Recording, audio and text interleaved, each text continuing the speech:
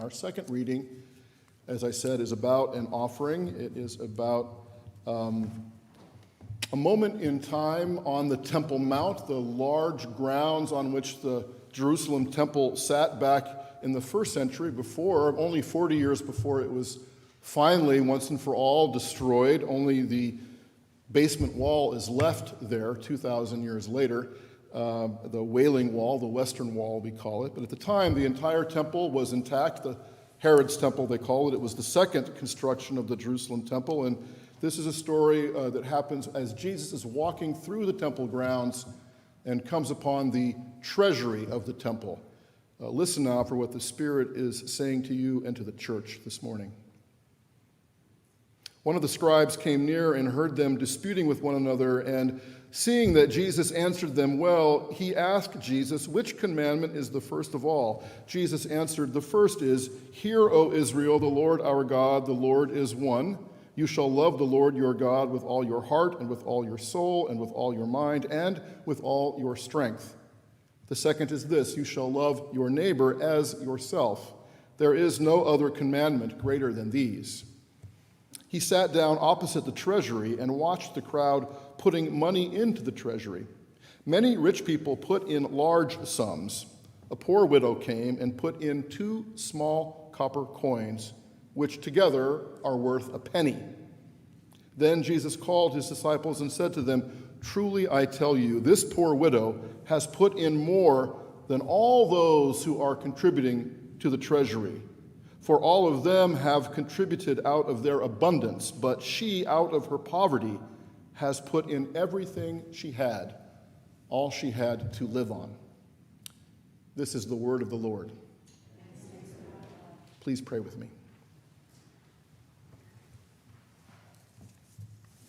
May the meditations of our hearts together upon your word to us today be acceptable in your sight, O Lord, our rock and our Redeemer.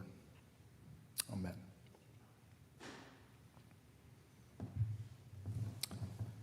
She has given more than all those who gave large sums out of their abundance, but she, out of her poverty, has put in everything she has, all she has to live on. Sounds pretty good, in theory. It's like the little boy in Sunday school whose teacher asked the Sunday school class if they would give $1 million to support missionaries who are working around the globe. Yes, they all screamed, "We'd give $1 million. She asked them, "Would you give $1,000 to support the missionaries?" And again, with their hands shooting up in the air, they yelled, "Yes, we'd give $1,000. "How about $100? She asked the kids. Yes, we would," they all agreed with their hands shooting up in the air. "Would you give just $1 to the missionary?" she asked. And all the children exclaimed yes with their hands in the air, all except Johnny. "Johnny," the teacher said as she saw that his hand wasn't up and instead his hand was dug deep into his pocket. "Why didn't you say yes this time?" "Well," Johnny stammered, "I have $1. And I don't want to give it." But she, out of her poverty, Jesus said, has put in everything, more than anyone else. What does that look like in real life? I don't know if you saw this story on social media or in the news, but just over 2 weeks ago, 5 20-something men, Sikh men, from Great Britain were on vacation and hiking in the Golden Ears National Park in British Columbia, Canada, not far from where my family is from. And they were hiking just above this raging waterfall. And as I said, all these young men were Sikhs. And as they hiked along, this group of men saw down below 2 other hikers stranded on a steep ledge, just sort of on a little thin part of the steep wall right above the roaring waterfall, just inches away. One slip, one wrong step, and they'd be gone. The stranded hikers yelled up to the Sikh hikers, asking for help. They said, "Can you go call someone?" But as one of the Sikhs, Kuljinar Kinda, told news reporters later, "We walked for about 10 minutes, but there was no cell service. We couldn't get a signal. And then we came up with the idea to tie our turbans together, which they did. Kinda and his friends removed their turbans, unfurled the fabric, and they created a makeshift rope, 33 feet long, which they extended all the way down to these two men who were stuck down there just a few inches from certain drowning. And it's all on video. You can Google it. And I want to remind us that Sikhism, which, by the way, just as a reminder, isn't Hinduism and isn't Islam. Sikhism is a religion that originated in the Punjab region of the Indian subcontinent around the end of the 15th century CE. There are about 25 to 30 million Sikhs today. The core beliefs of Sikhism include faith and meditation on the name of the one God, Creator, the divine unity and equality of all humankind, engaging in what they call seva, selfless service, and striving for justice and prosperity for all people. So Sikhism rejects any claim to a monopoly on religious truth or absolute truth, and in that sense, it's like Presbyterian Christianity. We don't claim a monopoly on absolute truth. But for Sikhs, among other requirements, hair removal from any part of the body, cutting or removing your hair, is strictly forbidden, which is why Sikh men wear turbans. The turban is a distinct aspect of Sikh identity, and it has both practical and spiritual significance. During battle, back when they did a lot more fighting, the turban served as a flexible, breathable helmet protecting against arrows, bullets, maces, spears, and swords. I enjoyed the research on this. It also kept a Sikh's long hair out of his eyes and away from an enemy's grasp. You see long hair being used in football these days. People grab the hair and tackle people. Covering your long hair with the turban helps protect it from becoming tangled or coming into contact with pollutants. Tying a turban, in fact, is an event that occurs every morning in the life of a Sikh. It's kind of a spiritual ritual. Whenever the turban is removed, it must be unwrapped carefully so that it never touches the floor, then shaken out, stretched, and folded neatly to be ready for the next use. In Sikh, the headwear is usually removed only in private, in an attitude of prayer, away from the public. But Kinda and his friends said, in Sikhi, we are taught not only to care for and revere our turbans, we are taught to help someone in any way we can with anything we have, even our turban.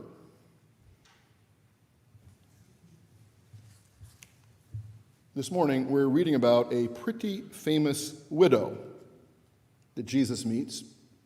We all sort of know her. We all kind of remember her, even though for the life of us, we can't recall her name, which is understandable because Mark never gives us her name. This widow is a type. Without a husband, in the value system of the first century, she's someone on the margins of society and other people's awareness, with no money, no means of support, no way to have children, no social capital, no prospects. She is completely vulnerable, this woman, and what she has, which is barely anything, is most likely what she can only get from a day-to-day kind of putting things together, hand to mouth, from handouts. But you know this woman, so do I. She's the one who approaches your car when you're waiting at a stoplight. Or she's sitting there on the sidewalk ahead of you as you approach. And maybe you'll just avoid eye contact and hurry by. Or maybe you'll cross the street and go over on the other side to make it easier for everybody. We don't know how old she is, Mark doesn't say this morning, but her invisibility reminds us of how we choose not to see certain people. Poor people, elderly people, homeless people, people who've lost everything, people who used to be in our sphere of notice, but for whatever reason have moved out. Illness, bad luck, mistakes, homelessness, hunger, people who are bruised and broken, people none of us want to be. This woman is invisible. And so it makes sense that when Jesus, in this story from Mark, sits down in front of the temple treasury, he doesn't see her. He first sees all of these upwardly mobile people, these people who are respectable members of society. And Mark tells us that Jesus watches as these people very visibly pull out large sums of money and plop them loudly and proudly into these giant jars, which for them were like our offering plates, a way to collect money for the temple and for the ministry that happened there. But Jesus doesn't just see them, he sees her, this invisible person. Jesus sees and watches as she comes up to those giant jars and pulls out the last 2 coins she has in this world, which together are only worth a penny. And she tosses them in. And then he says to his disciples, "Truly I tell you, amen, amen. This poor widow has put in more than all those who are contributing to the treasury today, because all of them have contributed out of their abundance, but she out of her poverty has given all she has, everything she has to live on." It's pretty powerful stuff. She gives 100%, way above the tithe. And the traditional interpretation of this pretty recognizable story from Mark is that her gift is better because she gives more as a percentage than they do, as a percentage of her wealth. And sure enough, 100% is about as much as you can give, especially when you compare it to people who just give what's left over, what they can manage after they've met all their important commitments and priorities. In fact, I'm not great in math, but if everybody in this church gave 100% of our income, we'd be doing pretty well. The heat would be working in the center part of the building this morning, I can guarantee you that. In fact, if everyone gave 90%, I'll drop it down to 80, or 50, or 10, or even 5. We'd be doing a lot better. Pandemic or no pandemic. And that's the easy way to read this story today. It's a common way. It's the low-hanging fruit. Generous widow, kind of to make us feel guilty with an unrealistic example of giving, not until it hurts, but until we've got nothing left. Someone whose main role in the few minutes that we pause to notice her or think about her is to make us feel guilty, because none of us is ready to give like she does. A colleague, Caroline Lewis, says, "I think this story tells a truth about ourselves, not just this widow, that we are very good at ignoring her, both because we don't want to be her and because to help this widow might demand the kind of sacrifice that she herself demonstrated. Maybe we just sit with that for a bit, noting the thin line we walk between pity and empathy, between feeling good about ourselves and compassion, between a kind of mandated kindness and true mercy. And another truth about ourselves, we hold her up to heights that make it easy to forget who she truly was and is. She becomes a mere illustration for some point so as to justify an ask." What I'd like to do this morning with you is to reinterpret what this widow does in a slightly different light when she takes out those 2 coins and puts them into the treasury.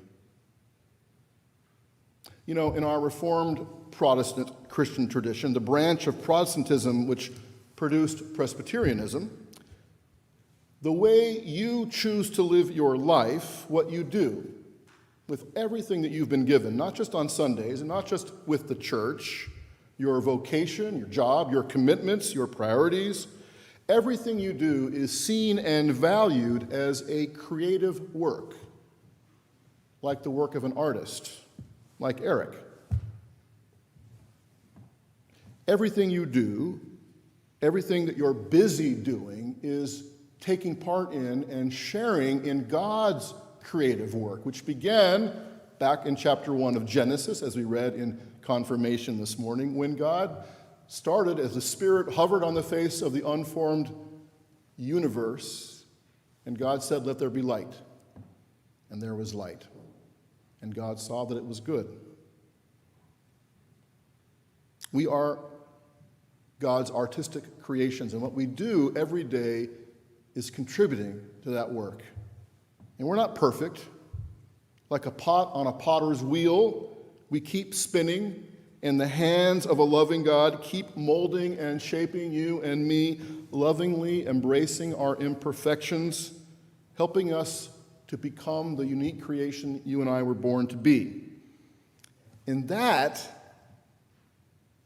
sense, this widow in Mark's gospel today is an artist, someone who creates something of value out of nothing, out of a very compromised situation, out of a corrupt temple economic context in which she is exploited, yet she refuses to let her circumstances, even this corrupt temple economy, which, like so many religious institutions even today, feeds off the generosity of the poor so that the wealthy, including the religious leadership, can stay in a very comfortable place in life.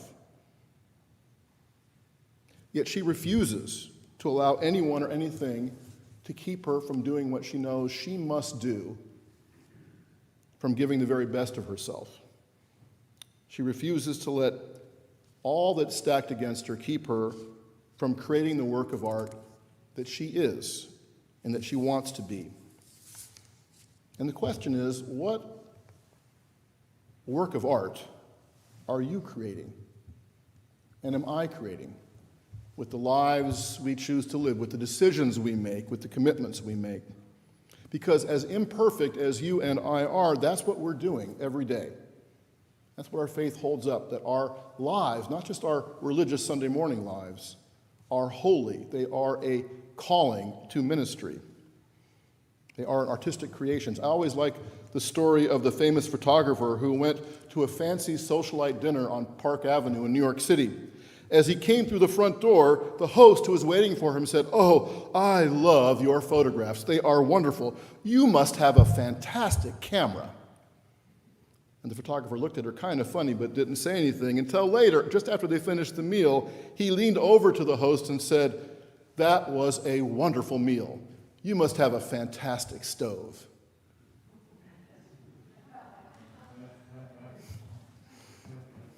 You know, what we do, what we give to the world, is an expression of who we are, our truest, deepest self. The widow today in this text gives more in that sense than money. She gives the very best of herself. And that's, I think, why Jesus tells us that she gave more than everybody else who just gave what they could afford, just what was left over. You know, in the 1830s, between 12,000 and 15,000 Native Americans of the Choctaw tribe were forcibly relocated from their ancestral home in Mississippi to Oklahoma, forced, as you probably know, to walk thousands of miles along what became known as the Trail of Tears. And along the way, as much as a quarter of the tribe's population, men, women, and children, were lost to death and starvation and mistreatment. And the effects of that brutal relocation, the Trail of Tears, which they were forced to do by the United States government, were felt and are still being felt long, long afterwards. That was in the 1830s. Just about 15 years later, in 1845, across the Atlantic Ocean, a fungus devastated Ireland's potato crop. And the Irish depended upon potatoes for food, especially the poorer amongst the population. The Irish potato famine would go on to cause widespread starvation and disease, killing hundreds of thousands of people and having a catastrophic effect on that country that lasted for decades and decades and decades. News of the Irish potato famine was first reported in the American newspaper later in the year 1845. The news eventually reached the Choctaw people in 1847. The Choctaw leaders had already, as we know, experienced their own tribulations. So when they heard about the plight of the Irish, they decided to dig into their own pockets, and they donated $170, which is about $5,000 in today's money, to the victims of the potato famine in Ireland. And that generosity from the Choctaw people, who had just undergone this horrible experience themselves, created a bond between the two peoples, the Choctaw and the Irish, that lasts to this day. In 2018, Ireland created a scholarship for Choctaw youth, saying to the Choctaw people, "Your act of kindness has never been and never will be forgotten in Ireland." They, out of their poverty, gave more because they gave the best of themselves. She, out of her poverty, has given everything. And that makes all the difference. Amen.